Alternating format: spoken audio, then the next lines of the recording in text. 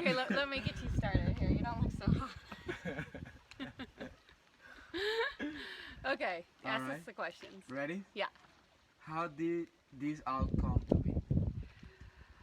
I guess I've always wanted to live on an island somewhere in the middle of nowhere. I grew up going to Greece and just always seemed like someday we'd be somewhere. Yeah, we started traveling when the business started picking up in the States, and then ended up finding our paradise. So Yeah, I think we were always looking. I mean, we've been looking for the last 5 years. It was just that one day we actually found it. We got here and we knew immediately that this was the place we wanted to be. yeah, we pulled up to the beach and called it home. It could have been that the dolphins were following us the whole way, and there were sea turtles, and there was nobody else here, and the waters were crystal clear that day. I mean, that could have had something to do with it. Yeah, it helps. We are on the island of Bastimentos, and which is off of Isa Colon in Bocas del Toro, Panama. I think that we got bored. We're so used to running businesses and having so many things going on. We were about 6 months in trying to homeschool our kids. And then one day we just looked at each other and we're like, hey, we could bring other people. Other people would like paradise, hopefully as much as we do. Yeah, and then we also tied it, we thought we'd tie it together with our wedding business up in the States. So we would do destination weddings and honeymoons and everything, and it's like no better place in the world to just kick back and relax. Yeah, and then we were laughing because we've never even done a wedding yet. But we do promote honeymoons, just weddings were what we were used to, so it seemed to be a little bit too much work. So that business plan didn't quite work out, but it is working. Yeah, it is. So far, so good. The advantages of living here is that we don't have to deal with people.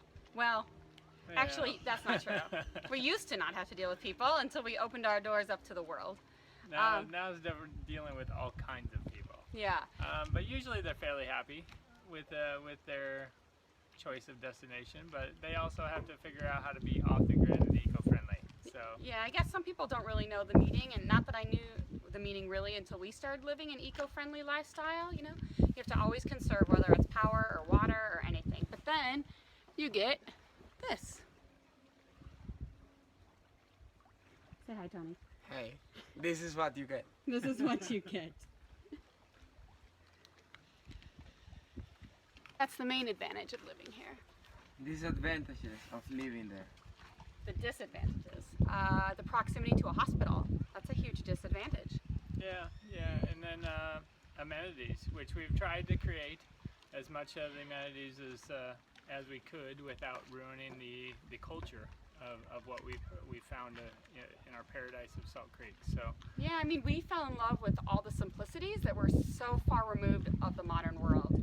You know, actually being really thankful when it rains, being happier when it's sunny, and relying on the sun to give us our power. What's it like raising the kids in paradise? It's barefoot and free, lots of freedom.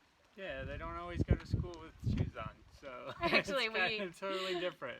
That's our running joke is, we've made it through a couple airports with no shoes on, and Not realizing our kids weren't wearing shoes until they were boarding the plane. yeah, it just I mean- happens that way. So. Yeah, I mean, you just don't realize, you're not so caught up in what everybody's thinking and what everybody's doing. The kids just run. They're free. Nobody cares about what clothes they're wearing or what the brand name of their shoes are, because they usually aren't wearing any.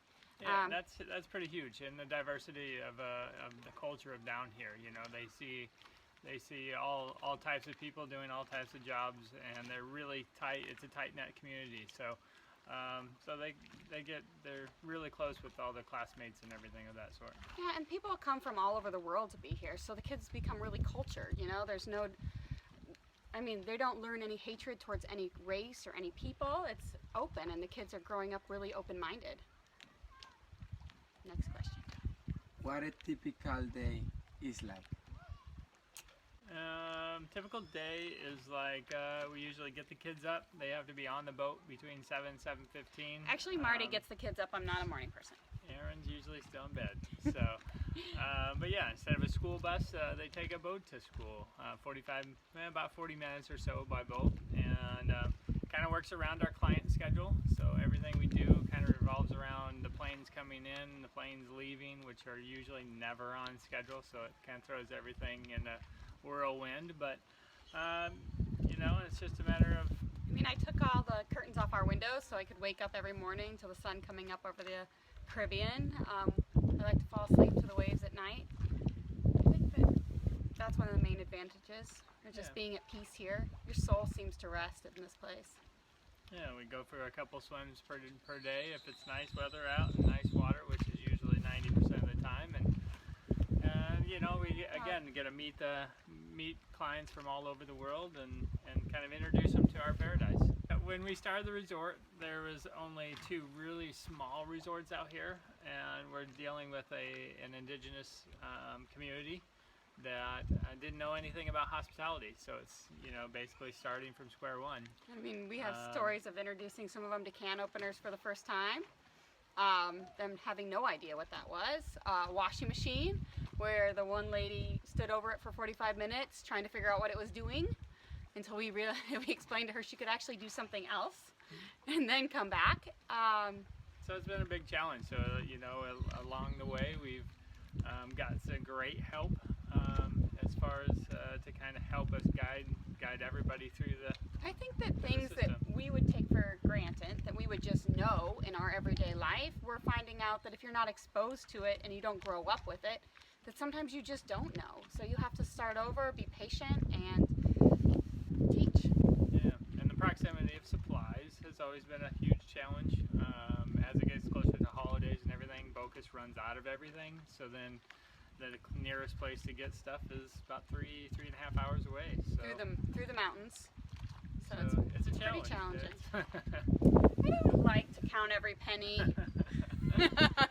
I don't even like to talk about it. I mean, financially, I guess our lives are at stake because this is what we have.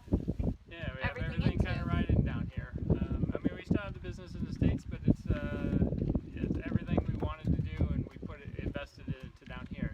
It didn't really come down to money. It came down to time. Yeah, I mean, I don't think that you could trade time for money for anything. Yeah, so that was the most important thing. I mean, let's not think about whether there's a chance it won't work. Let's just think about always that it will work. I mean, I guess, right? If you build it, they will come. That's Yeah, what we've we've done that. That's our philosophy. We took that right out of the movie, and it's been our philosophy for almost every business. So. I know. 3rd time was a charm, and now we're on 4th time, and we're going to be moving to 5th time and 6th time. So Yeah. It's like we always, again, we do it together. We do it as a family. tropical storms are nothing compared to where we're from in Tornado Alley.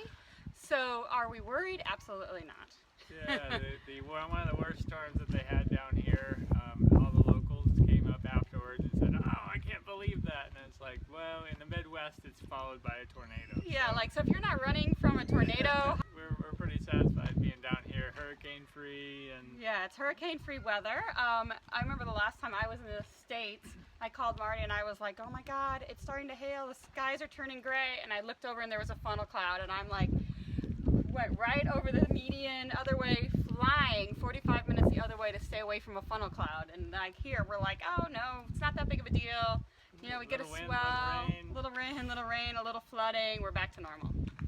There's always work because we're always open-minded and we're always expanding. So I would say the next project is going to be our tree houses, and then after that we're building another hotel. yeah, so it's you know, we kind of feed off of one thing feeds off the other, just like this one fed off of our wedding business. I never have a doubt. Actually, when we go anywhere else, I just want to come back. So I guess this is paradise for us. Yeah, I think it is. We've been here for almost 3 years, and he's still calling I their still home. call their home, but then when I get up there, I tell the family, I'm like, I'm ready to go home, and this is home. So, but yeah, we've been all around the world, and you know, we chose here, so this is our paradise. Got everything? Awesome. Okay.